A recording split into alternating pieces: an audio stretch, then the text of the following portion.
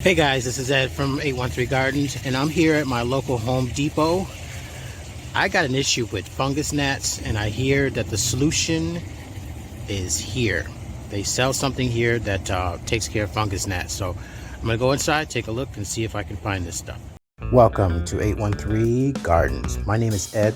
Please take a second to like the video, comment, and most important, subscribe. Okay guys, so we're inside Home Depot, and I'm going to take a look around and see if I can find this stuff we need.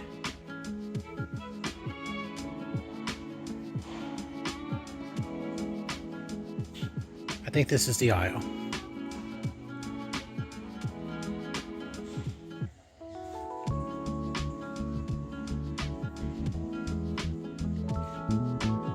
Oh, okay, so here it is. I think I found it. Okay, it's called Mosquito Bits. As you can see there, it says controls fungus gnats larvae, and that's what we need. So we're gonna give this a try, and I'll see you back at the house. Okay guys, so we're back at the house. It's time to put this solution together.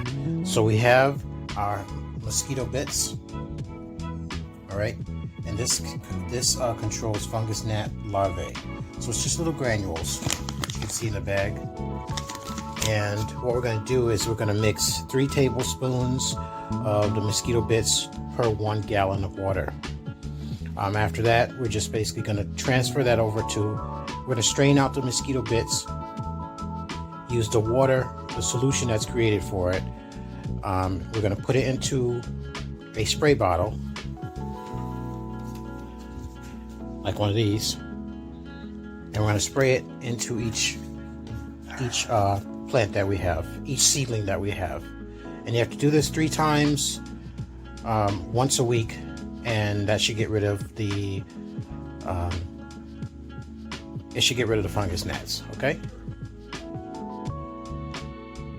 Okay, fast forward. So I went ahead and I put in the 3 tablespoons of Mosquito Bits into my gallon jug. As you can see, they're sitting on the top. I'm gonna let those soak for about a couple hours, and once that's done, I'm going to transfer the liquid into this bottle. And with this bottle, I will go through my seedling tray and spray every single slot to get rid of these fungus gnats. Okay, so we've let some time pass. We've soaked the Mosquito Bits in a gallon jug. I transferred some of the liquid into this bottle, and basically all we're going to do is go through each cell and spray a little bit of water, and each cell, soak it really generously, and that should take care of your issue with fungus gnats. So you might ask, how do you know if you have a problem with fungus gnats? Well, you just have to take a close look at your seedling tray, and you'll see those little buggers crawling around. The worst the problem, I mean, it's going to be very obvious, but if it's just a minor problem, you have to stare at the tray for a while, but eventually you'll see them come out of your soil.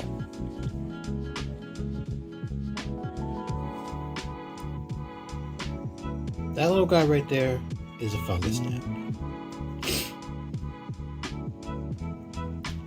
And it's laying eggs in my tray that are later going to become larvae, and they're going to eat these seedlings that you see here. This is a tray of ghost peppers and Carolina Reaper.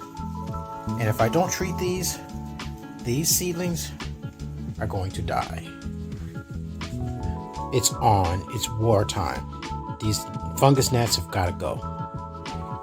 So with this spray bottle, you just want to go into every cell, spray.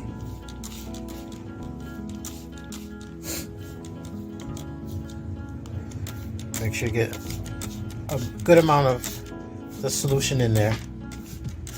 and you want to do the cells, even if there's no plant that's come up yet, you still want to get that cell, because these fungus gnats live in the soil and they move around from cell to cell, and when they find a cell that has a plant in it, they eat away and then they move on to the next. So you want to just get rid of this problem altogether. Spray each cell.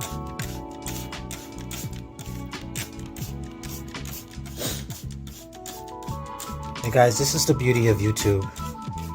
We learn from each other. Most of the stuff that I've learned about growing peppers, I learned it on YouTube.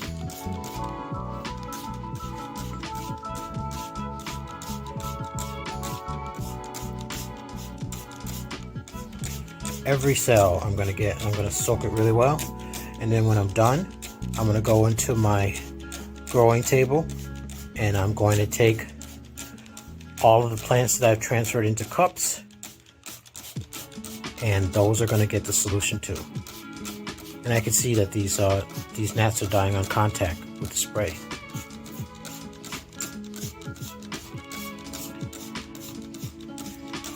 It's like they smell it, or they know it's coming, because now they're starting to come out of the cells before I even get there.